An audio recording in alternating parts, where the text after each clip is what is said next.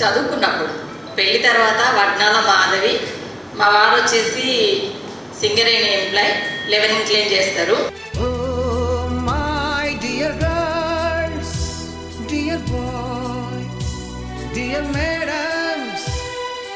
గురు బ్రహ్మలారా, ఎక్కడో పుట్టి ఎక్కడో పెరిగి ఇక్కడే కలిశాము. చదువులమ్మ చెట్టు నీడలో వీడలేమంటూ వీడుకోలంటూ వెళ్ళిపోతున్నాము. చిలిపి తనపు చివరి మలుపు